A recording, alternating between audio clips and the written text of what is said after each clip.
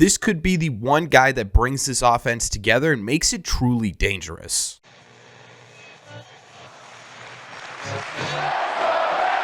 What is going on, everybody? Welcome back to Red Sea Radio. My name is Corbin. It feels like it's been a little bit now since we've talked legitimate offseason baseball about actual players, statistics, stuff like that. That's mainly because it's been an absolute disaster in the front office over these past couple of weeks or days. However, that changes right now because despite the fact that it is an absolute train wreck up there right now, the Red Sox still need to field a team and a competent team at that. And there is one player right now that I think could really bring this offense together and make it a really dangerous threat in both the AL East and Major League Baseball in general. So what we're going to do in today's videos, we're going to break this player down. We're going to talk about why I think he could be such a good fit and make this team so much better. We're also going to be talking about what it would cost to get him here and if the Red Sox would really pony up the dollars to do this deal. But before we get into that, do me a favor. Make sure you guys hit that subscribe button if you haven't already. If you're new here, we talk Red Sox content almost every single day. Also, make sure you guys hit the like button on this video as well. Helps these videos out a ton, and it would mean a lot to me.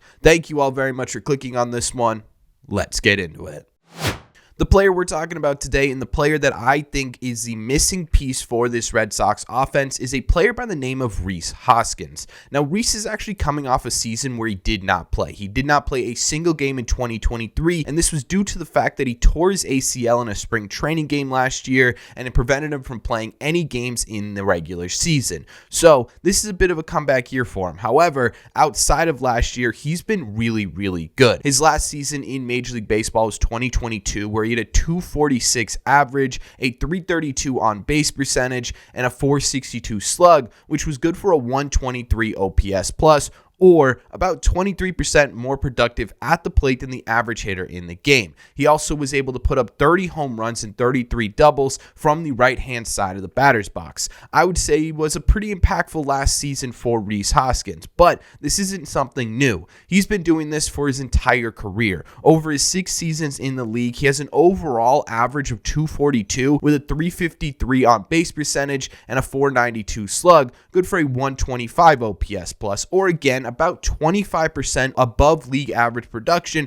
from the right-hand side of the plate. On top of that, he's also averaging about 26 home runs every single season. Clearly, someone who can help out this lineup. I know the Red Sox need pitching, but you lose the production of Justin Turner and Adam Duvall in this lineup, and that is a massive gap going forward. Rhys Hoskins provides the Red Sox with something really necessary, and that is a middle-of-the-order right-handed power bat. And not just one who has the potential to be good, but one who has been consistently good throughout their entire career, like Rhys Hoskins has been able to do. He has yet to put up a season where he is less than a 111 OPS plus, meaning every single year he has been an above average producer. He has been an impact bat every single year of his career, and that's something the Red Sox could desperately use right now, even though they aren't on the mound. On top of that, also one of the only right-handed bats on the open market that has played consistently over the last few years. And obviously, this is a bit of a weird thing to say considering he's coming off of a season where he didn't play a single game, but that was a really freak ACL tear in the middle of spring training. That's not something that usually happens in Major League Baseball, and outside of 2023, Rhys Hoskins has been extremely durable. Outside of his rookie season and of course the 2020 season, he has played over 150 games in 3 out of those 4 remaining seasons. The same cannot be said for a majority of the other possible solutions for the Red Sox right-handed problem right now.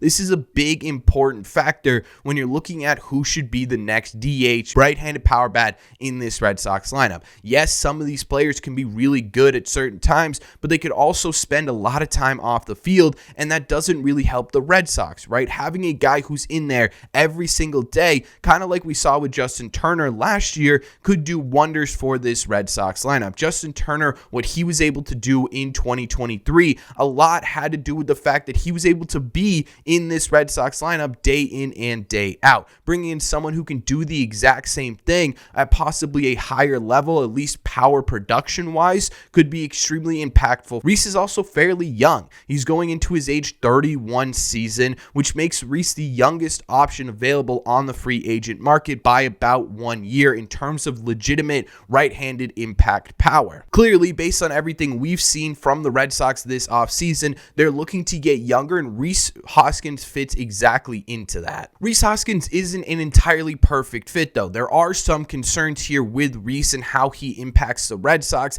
I think the biggest, most glaring one is what he's going to look like coming back from his ACL injury. He took an entire year off to get the surgery, to rest himself up, to be able to play Major League Baseball again. What is that going to look like in his first season back? That could be a bit of a concern, although I will say there is some limiting factors onto how big of an impact that ACL injury is going to have. The first one is that it's been over a year now, and he's had the ability to work himself back up. He has a regular offseason. He's going to have a regular spring training. He's going to have the time and ability to minimize the impact that an injury like this could have on coming back into a regular season. You can use spring training to get your timing back. You can use the offseason to figure out your mechanics again and really get back into a groove. So I don't know how much of an impact that's going to have, but that definitely is something to keep an eye on. The other thing here, and I think the more important thing in my opinion, is he doesn't have a ton of versatility. He's not going to be the most versatile option. The Red Sox have Tristan Casas at first base. That's where Rhys Hoskins primarily played, and he's not exactly the world's best defender.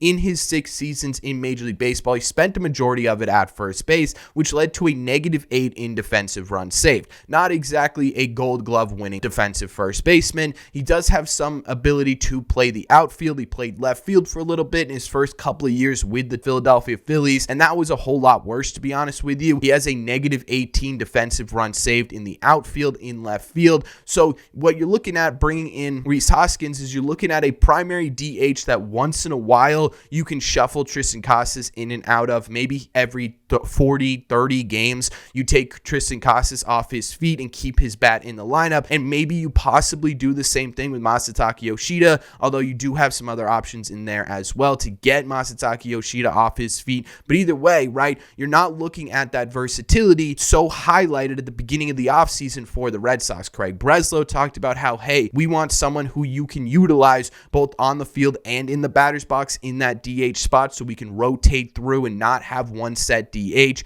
Alex Cora has echoed this sentiment even before Craig Breslow was bought on, and this could be, in my opinion, the biggest wrench in all of this. The fact that if you were to bring Rhys Hoskins here, you would have to utilize him mainly as a DH. However, again, there are some contingencies to this like there were with the other concern, and that is that basically everyone else on the open market who could be this type of high impact middle of the order bat is in a very similar spot. Adam Duvall's probably the only one who you could try to slot in almost every single day throughout every other outfield position, but he's 35 years old. He's had his injuries concerns. He is a guy who hasn't been consistent over his career. Justin Turner's getting older. I think there's a lot of fear with him playing the field. I wouldn't trust him being a sort of a rotational DH. Jorge Soler is younger. He's pretty durable, but he's not exactly the world's best defender. He's a primary DH. He has been for a little bit now, right? There aren't really a ton of super versatile options, and if Reese McGuire can give you that production while sacrificing some of that versatility, I still think it's worth it in my opinion. So when you're looking at who Rhys Hoskins is and what Rhys Hoskins does, it makes sense as to why this is a good fit for the Boston Red Sox. It really does truly improve this Red Sox lineup by tenfold. You add him into that 3 or 4 spot, you break up a lot of these lefties in the lineup, you give the Red Sox some security in the middle of this lineup because he's been so consistent, and this is a really interesting pickup for this team. So let's take a look at how much it would cost to get Rhys Hoskins here, and if this is something the Red Sox would even consider. Right now, Rhys Hoskins' contract projection is somewhere in the ballpark of 2 years, $36 million. There is one big sort of glaring wrench in the middle of all this, and that is that his agent is Scott Boras, so it's going to be a bit more difficult to get him down to that projected number. But if this is something the Red Sox are able to do, it kind of fits the Red Sox timeline and budget perfectly. It's $16.5 million a year. The Red Sox were willing to offer Teoscar Hernandez $14 million a year for 2 years. What's an extra $2.5 million million for someone who is younger, who is more durable, and someone who has been more consistent throughout their career, right? $2.5 million in the grand scheme of things of an offseason is nothing. Now, obviously, that's easier said than executed, especially with everything that's gone on with the Red Sox this offseason, and $2.5 million right now for the Red Sox feels like it's $200 million based on how they are spending. But if they are finally able to put that to the side, they could squeeze in a $16.5 million contract and still be able to add in other places, especially if their goal is to trade Kenley Jansen and get a lot of that contract eaten, because if you are able to do that, you are essentially getting Rhys Hoskins here for absolutely no increase in value. Some team is willing to take on, say, $10 million of Kenley Jansen's contract. That leaves you with $6 million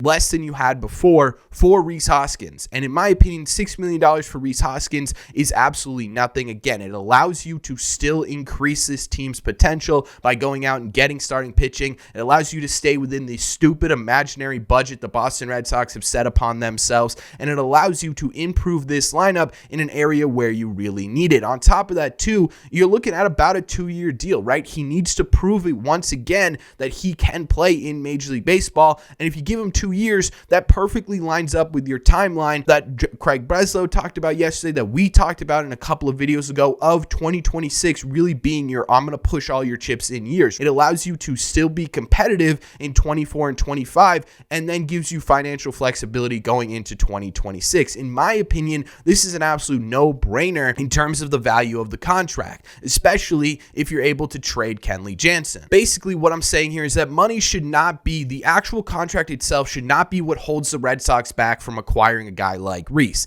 Again, that is much easier said than done, especially with how the Red Sox have operated this offseason. But if they are genuinely looking to improve this team within the boundaries of the first luxury tax or whatever the imaginary, ridiculous, stupid budget that the Red Sox have set for themselves, you should be able to acquire Rhys Hoskins and still maintain your ability to improve this starting pitching staff. And if you're able to do both of these, this team looks a whole lot better going into 2024. And to be honest with you, if you can add Rhys Hoskins and say a Jordan Montgomery, you could be a legitimate competitive team in 2024. And I think that's entirely possible to do. And I think it would be absolutely ridiculous to not get Rhys Hoskins because you don't want to spend the extra $2.5 million.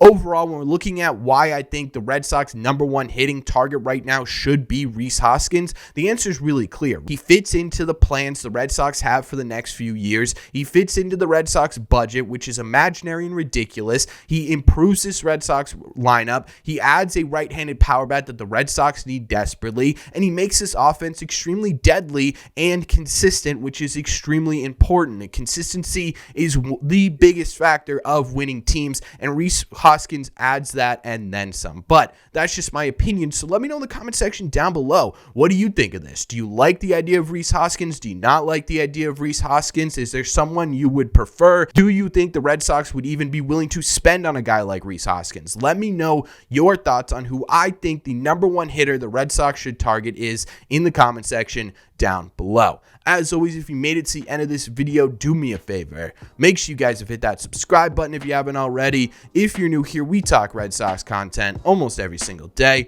Also, make sure you guys have hit the like button on this video as well. Helps these videos out a ton, and it would mean a lot to me. Thank you all very much for clicking on this one, and I will see you in the red seats.